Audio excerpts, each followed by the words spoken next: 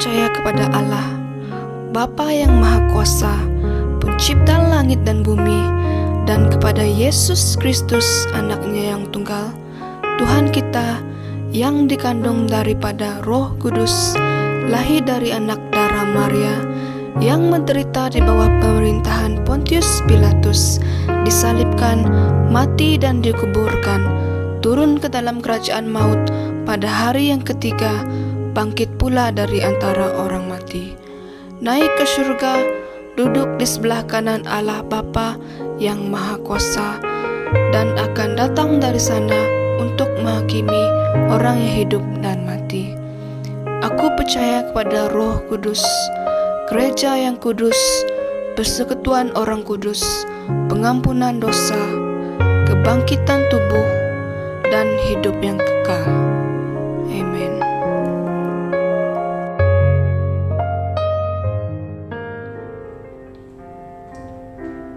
Salam, selamat pagi Jemaat Benkeros. Saya percaya pada hari ini kita semua telah diberkati.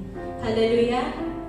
Sebelum kita naikkan kesyukuran kita di dalam pujian dan penyembahan pada pagi hari ini, mari kita sama-sama panjatkan lagu doa Bapa kami yang telah diajarkan oleh Yesus Kristus kepada kita lewat firman-Nya. Haleluya. Terima kasih Yesus. Oh haleluya. Bapa kami yang ada di syurga, dimuliakanlah nama-Mu. Datanglah kerajaan-Mu, jadilah kehendak-Mu di atas bumi seperti di dalam syurga.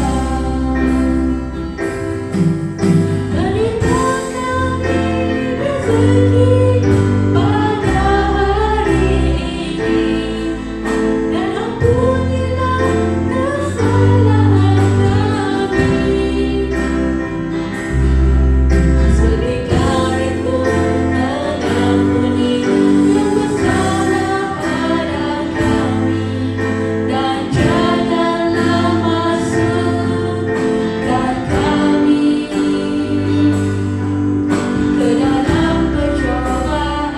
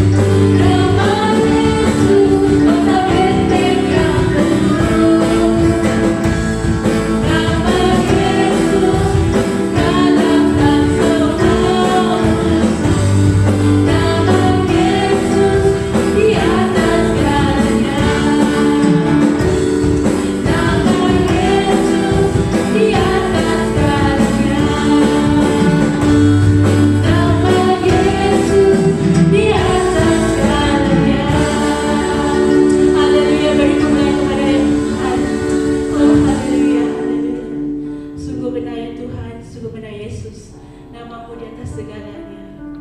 Maka dengan ini, kami mengambil kesempatan ini ya Tuhan, untuk menyatakan kesyukuran kami atas rahmat kasih-Mu yang telah menjadikan kami umat-Mu pada pagi hari ini ya Tuhan. Kami ingin memuliakan nama-Mu, kerana Engkau layak dipuji, Engkau layak disembah. Oh haleluya. Mari coba Tuhan, kita umat-Nya, kita nyanyikan, Dia layak disembah, layak dipuji. Haleluya.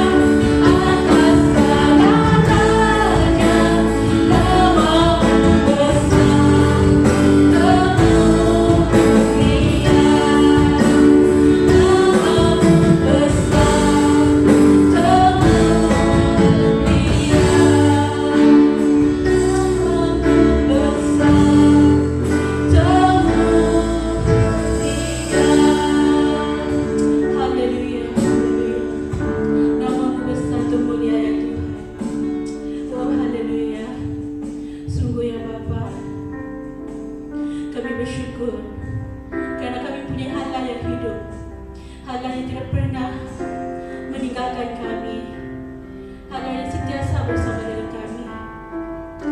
Pada pagi hari ini ya Tuhan, kami sungguh-sungguh ingin mengambil kesempatan ini untuk menaikkan rasa syukur kami di atas berkat kemurahan yang telah Kau curahkan dalam kehidupan kami. Haleluya. Mari jemaat Tuhan, kita nyatakan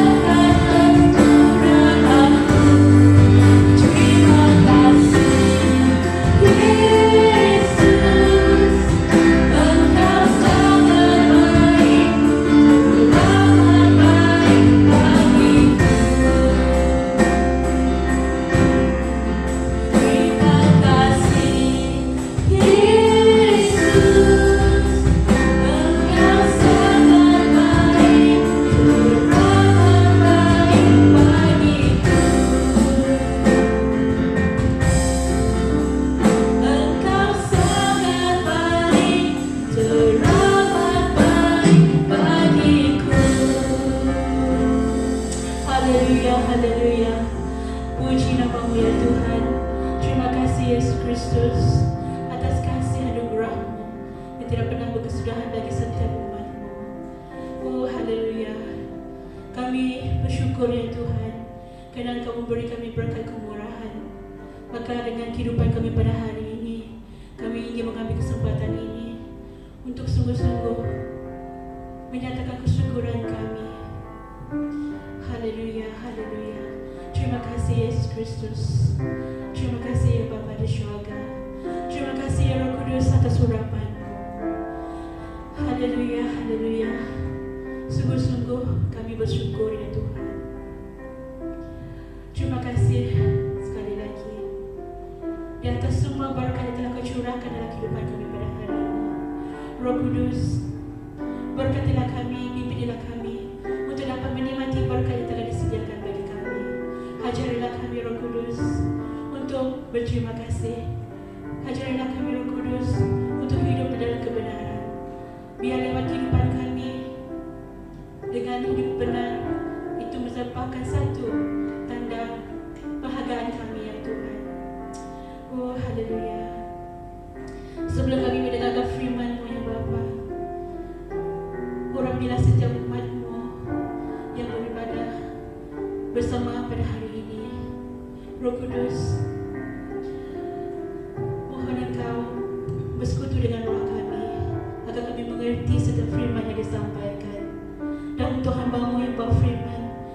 berkatilah dia secara khusus. Urapilah setiap perkataan yang keluar daripada mulutnya, setiap firman yang keluar, biarlah menjadi berkat bagi kami yang mendengar.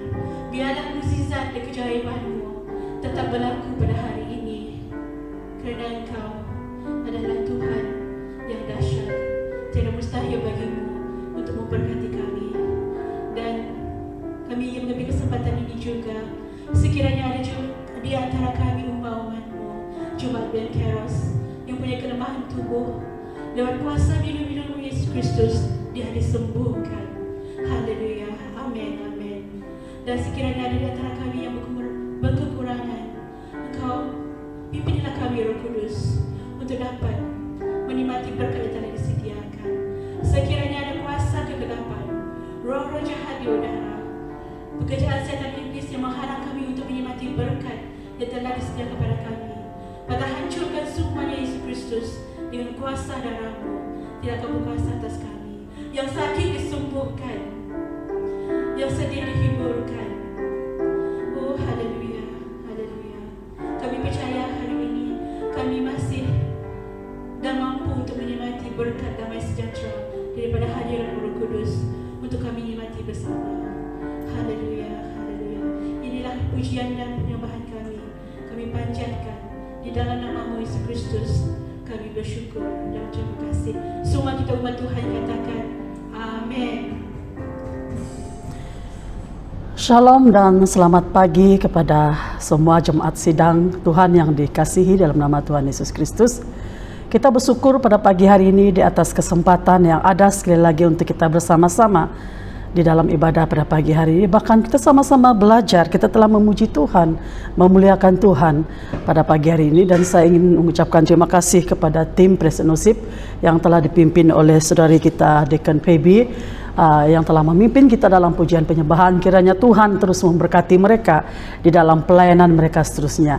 Baik saudara dan saudari yang kekasih, pada pagi hari ini kita akan melihat di dalam satu bahagian firman Tuhan yang terdapat di dalam 1 Yohanes pasal 5 ayat 11 hingga ayat yang ke-13. Sekali lagi saya ulang, kita akan bersama-sama belajar pada pagi hari ini di dalam teks firman Tuhan yang terdapat dalam 1 Yohanes pasal 5 ayat 11 hingga ayat yang ke-13. Baik, saya akan bacakan untuk kita dan nanti kita akan mengiringi pembacaan ini sesuai dengan teks firman Tuhan, terjemahan yang ada pada kita. Baik, begini bunyinya. Dan inilah kesaksian itu, Allah telah mengaruniakan hidup yang kekal kepada kita, dan hidup itu ada di dalam Anak-Nya. Barang siapa memiliki anak, ia memiliki hidup. Barang siapa tidak memiliki anak, ia tidak memiliki hidup.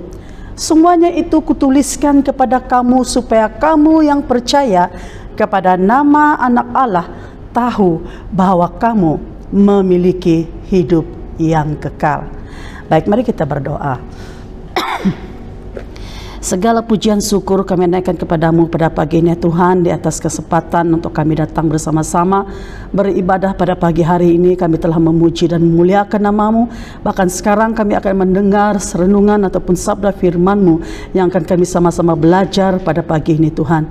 Bapa, kami berdoa, kami menyerahkan waktu dan tempat ini, masa ini Tuhan ke dalam tangan-Mu. Kiranya Engkau yang mengiringi dan menyertai kami dari awal hingga selesainya. Dan hamba berdoa Tuhan, hamba tidak memiliki apa-apa, biarlah Engkau yang berbicara lewat daripada firman ini Tuhan. Buka mata hati rohani kami agar kami dapat mendengar, agar kami dapat mengerti mesej yang ingin Kau sampaikan bagi kami pada pagi ini. Terima kasih Bapa, lawati kami Tuhan, dan biarlah Roh Kudus berbicara dari melalui firman ini ke dalam hati pribadi kami masing-masing. Terima kasih Bapa. Terpuji nama-Mu, ini doa kami dalam nama Tuhan Yesus. Kami telah berdoa dan mengucap syukur. Amin. Baik saudara-saudari jemaat Tuhan yang dikasihi dalam nama Tuhan Yesus Kristus. Daripada pembacaan ini kita akan belajar satu tema yang bertajuk jaminan keselamatan. Setiap manusia di dalam dunia ini pasti ingin memiliki jaminan keselamatan di dalam hidupnya. Dan banyak orang berusaha keras untuk melakukan kebaikan dan amalan-amalan yang baik untuk mendapatkan jaminan bahwa mereka akan selamat apabila mereka meninggal dunia pada suatu hari nanti. Tidak terkecuali juga bagi orang Kristen pada hari ini. Pada hari ini setiap orang Kristen pasti memiliki harapan agar diangkat ke dalam kerajaan surga apabila tiba saatnya hari Tuhan, atau apa-apa yang dikatakan kedatangan Tuhan kedua kalinya untuk membawa manusia bersama-sama dengannya di dalam kerajaannya. Dan pada hari ini, kalau kita perhatikan, ramai orang Kristen yang masih meragukan keselamatan dirinya sendiri. Sesetengah orang apabila ditanya tentang kepastian keselamatan mereka, mereka akan menjawab mereka tidak tahu, ataupun mereka akan menjawab mereka tidak pasti. Jadi pada pagi hari ini mari kita sama-sama belajar melalui firman Tuhan bahwa apakah sebagai seorang Kristen kita benar-benar sudah pasti tentang jaminan keselamatan dalam hidup kita. Terlebih dahulu, sebelum kita melanjutkan dengan lebih lanjut lagi, terlebih dahulu saya ingin membawa kita untuk melihat secara ringkas 3 perkara ataupun 3 bahagian yang berkaitan dengan keselamatan. Jadi pertama, kita melihat dalam bahagian pertama ini, kita melihat apakah arti keselamatan itu menurut Alkitab.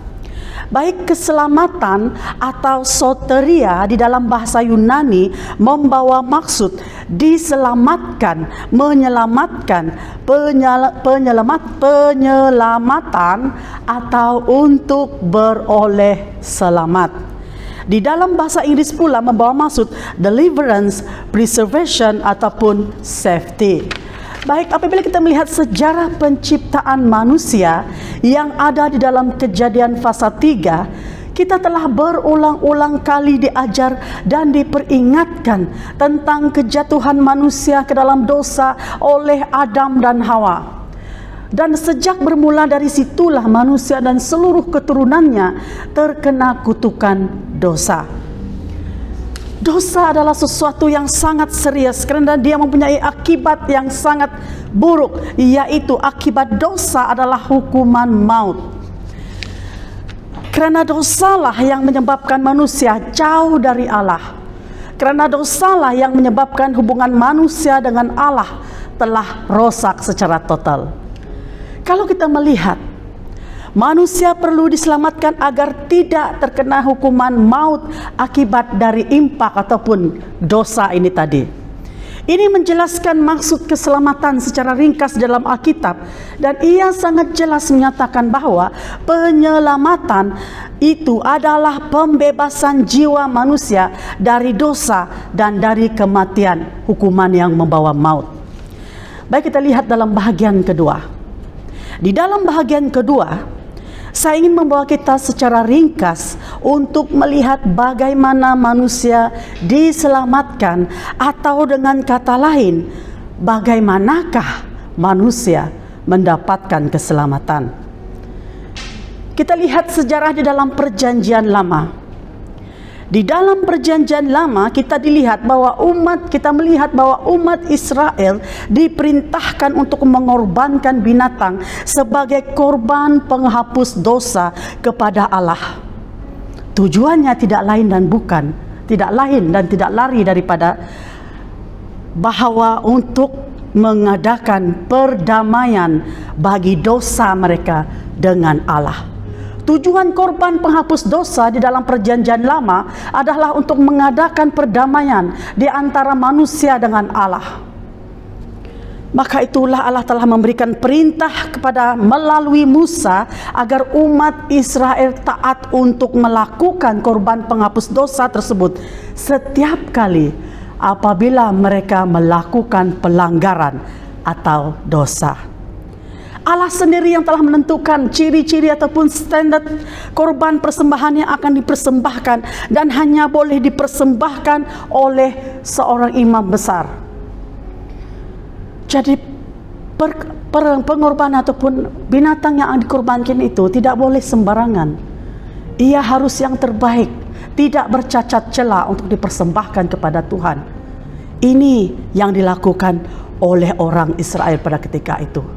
Orang Israel yang telah mempersembahkan korban yang terbaik dan berkenan di hadapan Allah pada ketika itu akan dihapuskan dosanya sesuai dengan perkenanan Allah terhadap orang tersebut, terhadap korban penghapus dosa yang telah dipersembahkan itu. Manakala kita lihat di dalam perjanjian baru pula, Alkitab sangat jelas mengatakan bahwa Tuhan telah menyiapkan rencana penyelamatan melalui Yesus Kristus yang diutus turun ke dunia sebagai manusia untuk melakukan penebusan dosa. Apa yang berlaku di dalam perjanjian baru adalah Yesus Kristus yang menjadi korban penghapus dosa tersebut. Yesus Kristus disalibkan demi manusia yang berdosa dan menjadi korban penghapus dosa bagi seluruh umat manusia. Dan di dalam perjanjian baru konsepnya sangat berbeza. Di dalam perjanjian baru konsepnya mengatakan bahwa jika seseorang percaya kepada Tuhan Yesus, mengakui dosa-dosanya kepada Tuhan dan bertaubat, dia akan diampuni dosa-dosanya dan orang tersebut akan diselamatkan. Kalau kita melihat di dalam Roma pasal 10 ayat 9 berkata, sebab jika kamu mengaku dengan mulutmu bahwa Yesus adalah Tuhan dan percaya dalam hatimu bahwa Allah telah membangkitkan dia dari antara orang mati, maka kamu akan diselamatkan. Itu sangat jelas di dalam firman Tuhan bahwa dalam perjanjian baru, jika kita percaya dan mengaku Yesus dan bertaubat atas dosa-dosa kita, maka kita akan diselamatkan. Demikian secara ringkas dua konsep di dalam perjanjian baru dan perjanjian lama, bagaimana manusia mendapatkan keselamatan mereka, bagaimana manusia menuju ataupun cara-cara mereka mendapatkan keselamatan mereka. Seterusnya di dalam bahagian ketiga kita akan melihat persoalan yang selalu mengelirukan ramai orang Kristen pada hari ini, yaitu apakah kita akan memperoleh keselamatan jika kita berbuat baik dan rajin ke gereja? Ini selalu menjadi persoalan yang mengelirukan ramai orang Kristen yang berpikir di sebaliknya tentang persoalan ini. Mari kita lihat bersama-sama. Sebenarnya keselamatan yang dibicarakan oleh Yesus Kristus bukanlah seperti yang kita bayangkan. Firman Tuhan mengatakan bahwa keselamatan ini adalah sebuah anugerah, kasih karunia dan pemberian Allah, bukan hasil usaha dan amalan agama yang dianuti oleh manusia. Kita perlu perhatikan benar-benar tentang perkara ini. Kalau kita lihat di dalam Efesus 2 ayat 8 berkata, sebab karena kasih karunia kamu diselamatkan oleh iman, itu bukan hasil usahamu, tetapi pemberian Allah. Sangat jelas dinyatakan bahwa segala usaha manusia dengan perbuatan baiknya tidak akan membawa kita kepada keselamatan, karena keselamatan Allah ini adalah merupakan pemberian Allah kepada kita, meskipun setiap kita tidak layak untuk menerimanya. Namun perhatikan dengan baik-baik, jangan kita salah mengerti tentang maksud ayat ini dengan berpikir bahwa kita tidak perlu berbuat baik terhadap sesama kita, ataupun kita tidak perlu membuat amalan yang baik. Jangan kita salah mengerti tentang perkataan ataupun ayat ini, karena perbuatan baik yang kita lakukan dan amalan baik yang kita lakukan adalah merupakan respon atau tindakan kita sebagai orang percaya yang menerima anugerah keselamatan itu. Secara ringkas, perbuatan baik itu bukanlah sebagai syarat, tetapi merupakan satu bukti keselamatan yang kita terima.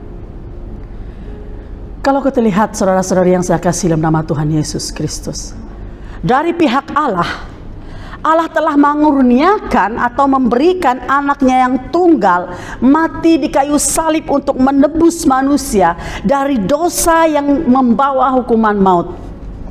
Sedangkan dari pihak kita manusia pula, Allah memberi kita pilihan. Apakah kita mahu menerima anugerah itu ataupun tidak? Allah tidak pernah memaksa manusia untuk menerima tawaran keselamatan yang diberikannya secara cuma-cuma kepada kita manusia. Walaupun sebenarnya, hakikatnya, kenyataannya, kita tidak pun layak untuk menerima anugerah ini. Dan apa yang kita perlu tahu ialah, menerima anugerah itu berarti kita akan selamat. Tetapi jika kita menolak anugerah itu berarti kita menuju kepada kebinasaan. Orang Kristen harus tahu membezakan apa itu anugerah dan apa itu amalan yang baik yang kita lakukan.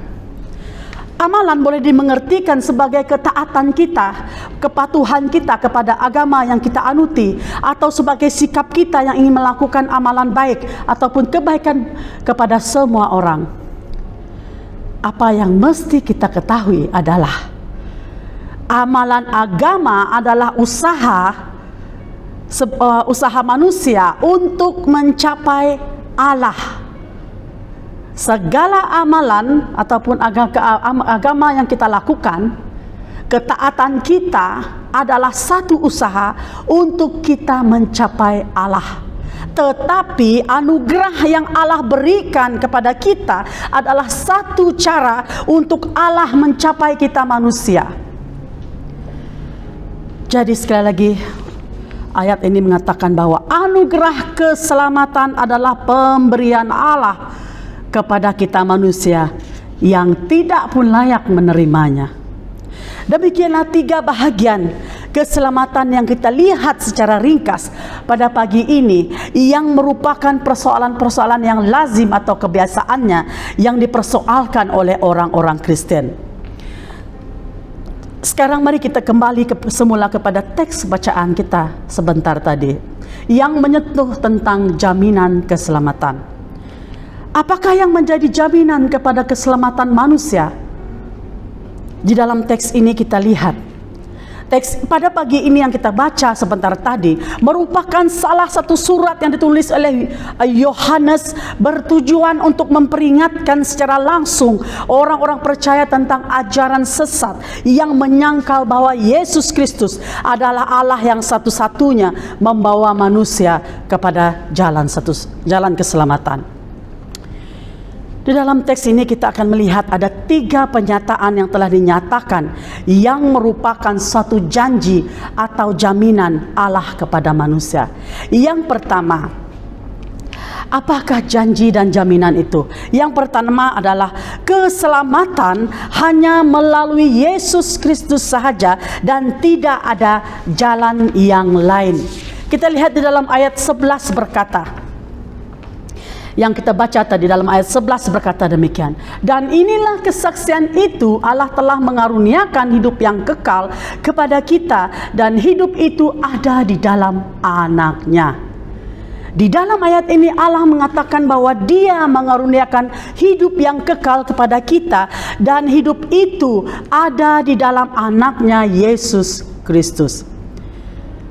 Saudara-saudara yang saya kasih dalam nama Tuhan Yesus Kristus, dasar iman dan pengharapan orang Kristen adalah bertujuan untuk memiliki hidup kekekalan bersama dengan Tuhan. Inilah yang merupakan inti kepada keselamatan yang dianugerahkan kepada kita itu. Jadi maksud hidup yang kekal di sini adalah keselamatan yang Tuhan janjikan kepada manusia melalui Anaknya Yesus Kristus. Jika kita perhatikan, perkataan mengaruniakan atau kata asalnya karunia adalah bermaksud pemberian dengan kasih ataupun pemberian dengan ikhlas yang diberikan kepada seseorang. Ini membawa pengertian bahwa Allah telah menyatakan kepada manusia keselamatan itu adalah merupakan satu anugerah yang diberikannya kepada manusia. Mari kita lihat penekanan pada ayat yang terakhir di sana, yaitu dan hidup itu ada di dalam Anaknya. Maksudnya keselamatan hanya boleh diperolehi melalui anak Allah yang tunggal, yaitu Yesus Kristus. Ayat ini saja sudah menjadi satu jaminan bahwa keselamatan yang kekal itu akan diberi kepada manusia hanya melalui Yesus Kristus sahaja dan tidak ada yang lain. Ayat ini ataupun perkataan ini ditekankan berulang-ulang kali yang mengatakan betapa seriusnya ataupun betapa pentingnya kita harus mengetahui bahwa tidak ada cara lain untuk sampai kepada Bapa kita selain melalui Yesus Kristus, dan tidak ada cara lain untuk kita mendapat keselamatan selain melalui Yesus Kristus sahaja. Mari kita lihat di dalam Kisah Para Rasul pasal 4 ayat 12 yang berkata, dan keselamatan tidak ada di dalam siapapun juga selain di dalam Dia, sebab di bawah kolong langit ini tidak ada nama lain yang diberikan kepada manusia yang olehnya kita diselamatkan.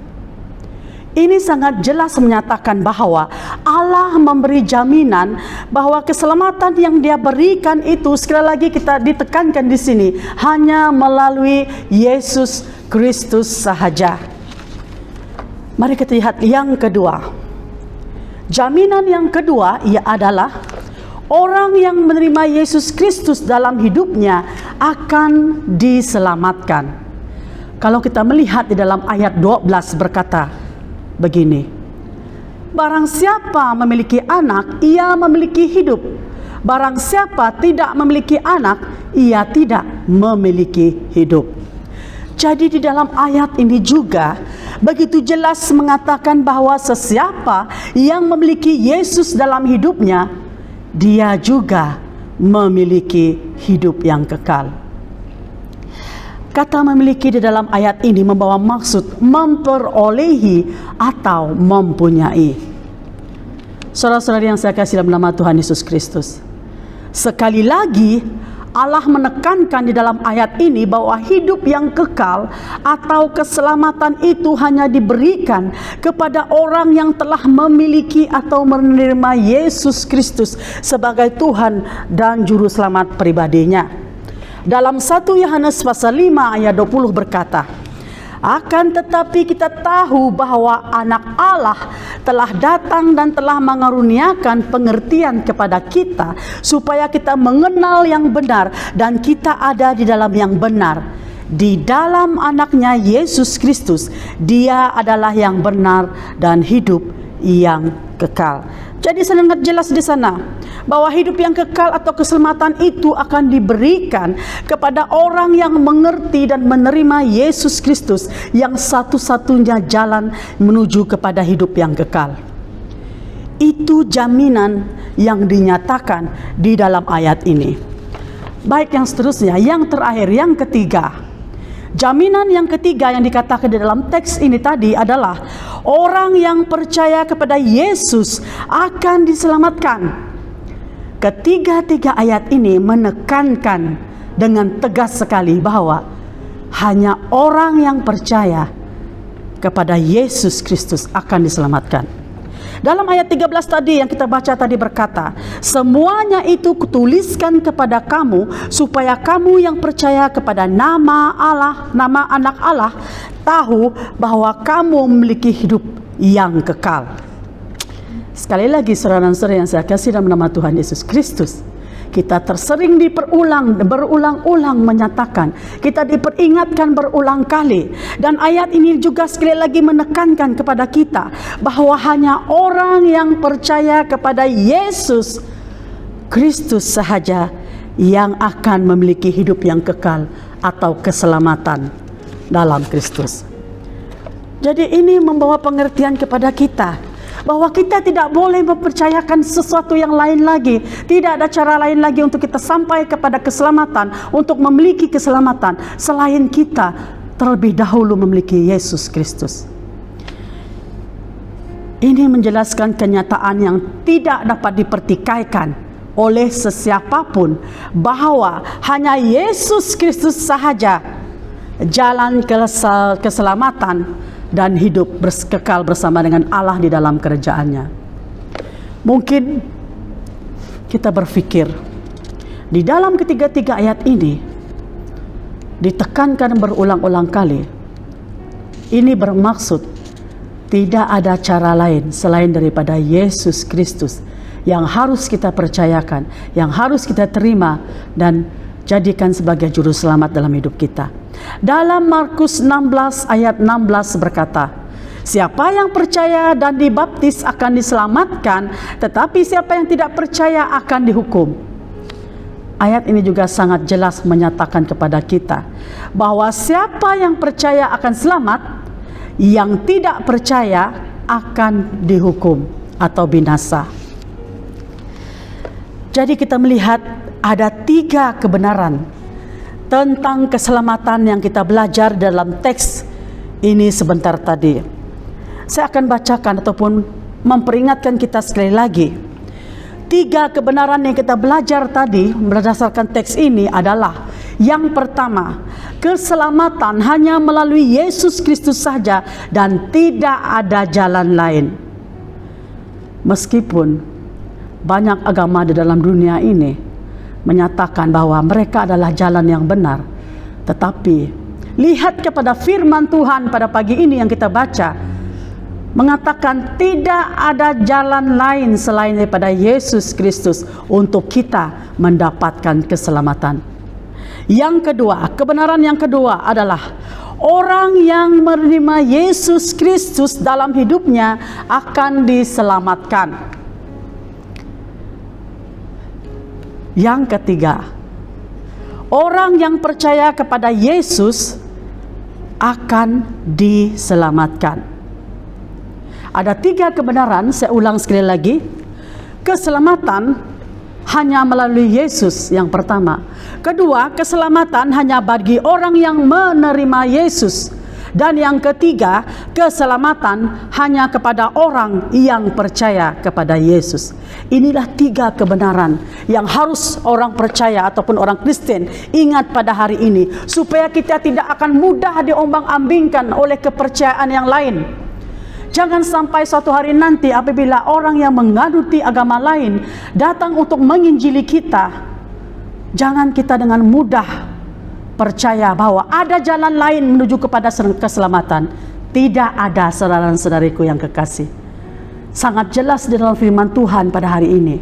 Ini adalah dasar iman yang perlu kita pegang, yang perlu kita ingat, yang membuatkan kita tetap teguh di dalam iman kita kepada Tuhan Yesus Kristus, bahwa tidak ada cara lain yang membawa kita kepada keselamatan selain daripada Yesus Kristus. Jadi sekali lagi, saudara-saudara yang saya kasihi dalam nama Tuhan Yesus Kristus, kita telah tahu bahwa keselamatan adalah suatu anugerah yang Allah karuniakan secara cuma-cuma kepada kita melalui anaknya Yesus Kristus. Apakah kita sebagai orang percaya pada hari ini yang telah menerima Yesus di dalam hidup kita melihat anugerah keselamatan itu sebagai sesuatu yang boleh dipandang ringan atau sebagai sesuatu yang harus kita sia-siakan? Ramai orang Kristen yang sedihnya pada hari ini, ramai orang Kristen yang menganggap remeh atau tidak serius tentang keselamatannya, karena mereka berpikir sekali kita selamat dan terima Tuhan, kita akan selamat untuk selamanya. Ya, memang benar. Allah tidak pernah berdusta tentang janjinya, dengan apapun yang dikatakannya di dalam firman-Nya. Allah tidak pernah memungkiri janjinya. Dan Allah tidak akan melanggar janjinya untuk membatalkan keselamatan atau mengambil semula keselamatan yang telah diberikannya kepada orang percaya yang menerima anugerah keselamatan itu. Sekali lagi saya ingin memperingatkan kita, Allah tidak pernah berdusta dan Allah tidak pernah membatalkan atau memungkiri janji-janjinya yang dinyatakannya di dalam firman-Nya. Namun jangan lupa, Alkitab pada hari ini memperingatkan kita sebagai orang yang percaya, penghakiman untuk orang yang tahu kebenaran tetapi sengaja masih hidup di dalam dosa, Allah tetap memperhitungkan. orang yang telah mengetahui kebenaran tetapi masih membutakan mata rohaninya, hatinya, dan juga masih hidup di dalam dosa. Mari kita baca bersama-sama di dalam Ibrani pasal 10 ayat 26 hingga ayat yang ke-27. Ibrani 10, kita baca di dalam Ibrani 10 ayat 26 sampai ayat yang ke-27, berkata seperti ini. Karena jika kita dengan sengaja berbuat dosa setelah menerima pengetahuan kebenaran, maka tidak ada lagi korban untuk menghapus dosa itu, tetapi yang ada adalah penghakiman mengerikan dan lautan api yang akan menghanguskan orang-orang durhaka. Ayat ini sangat jelas mengatakan, jika kita masih lagi di dalam dosa tanpa mengejar kekudusan dalam hidup kita, bagi orang yang percaya, penghakiman Allah tetap akan diberikannya kepada kita. Maka itulah sebagai orang yang percaya, yang telah menerima anugerah, yang percaya dan telah menerima anugerah keselamatan itu, haruslah kita waspada dalam hidup kita supaya kita jangan lagi hidup di dalam dosa. Jadi pada hari ini, saudara dan saudari yang saya kasihi dalam nama Tuhan Yesus Kristus, sebagai orang yang telah menerima dan juga mengetahui kebenaran keselamatan itu, apakah respon kita? Apakah respon kita sebagai manusia yang telah mengetahui kebenaran dan menerima anugerah keselamatan itu? Ada 3 respon ataupun tanggung jawab kita sebagai seorang yang percaya yang telah menerima keselamatan. Yang pertama, menerima keselamatan berarti kita juga menerima tanggung jawab. Maka itu tanggung jawab kita adalah menjaga seluruh hidup kita supaya tetap hidup dalam kesucian, kekudusan, dan kebenaran Allah. Yang kedua, apakah respon kita yang sepatutnya? Dengan menerima keselamatan, maka kita tidak boleh lagi hidup seperti cara hidup yang lama, yaitu hidup dalam dosa. Karena orang yang telah menerima anugerah keselamatan namun masih tetap hidup dalam dosa, sama seperti orang yang tidak menghargai anugerah keselamatan yang telah dikerjakan oleh Tuhan Yesus Kristus kepadanya. Maka itu waspadalah akan hidupmu agar kita jangan jatuh ke dalam dosa. Dan yang ketiga, respon kita sebagai orang yang telah diselamatkan, sebagai orang yang telah menerima Tuhan Yesus dalam hidup kita, yaitu menerima keselamatan di dalam Tuhan Yesus artinya kita telah menerima kehidupan yang baru. Kita harus menanggalkan cara hidup yang lama, karena di dalam Kristus kita telah dilahirkan baru ataupun dilahirkan kembali.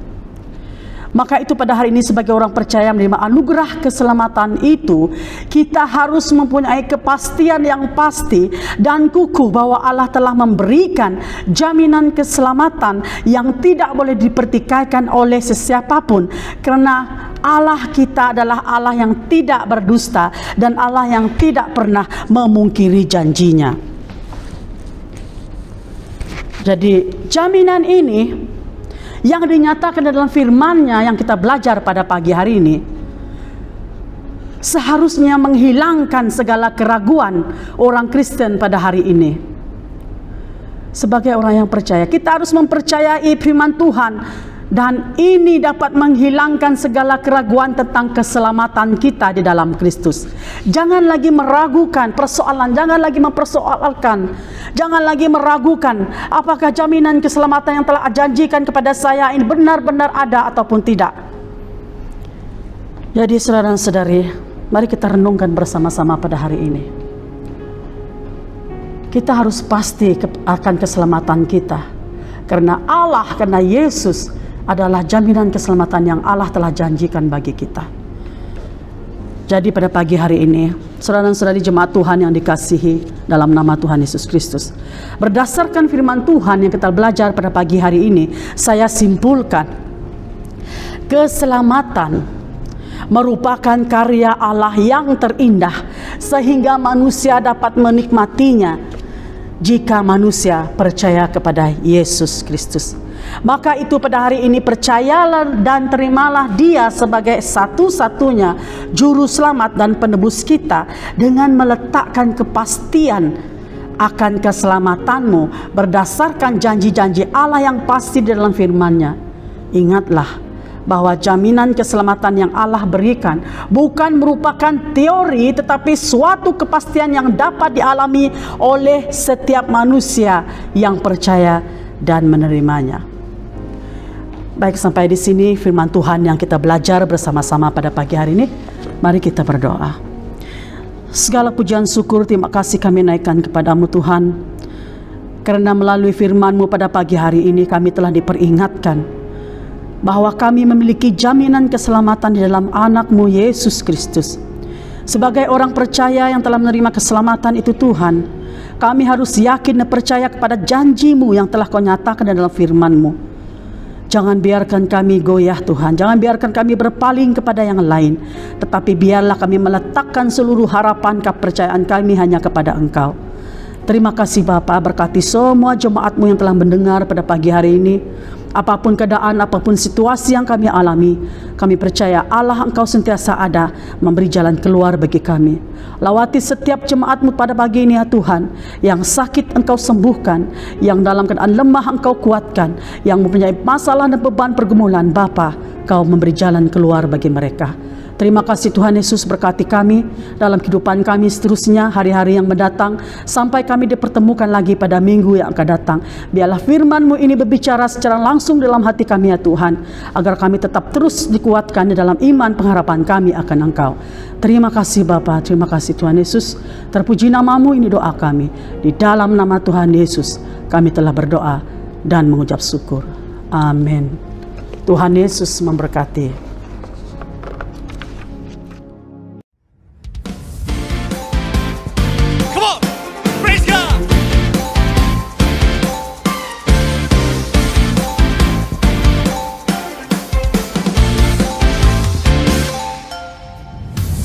Satukan hati menantikan kuasa-Mu, kehadiran-Mu membebaskan hidupku. Dalam-Mu tiada lagi belenggu, ku telah bebas dan ku menang. Langit bumi menyatu dalam harmoni, pujian bergema, bersorak serukan dahsyat Kau Tuhan, bertahta atas semesta.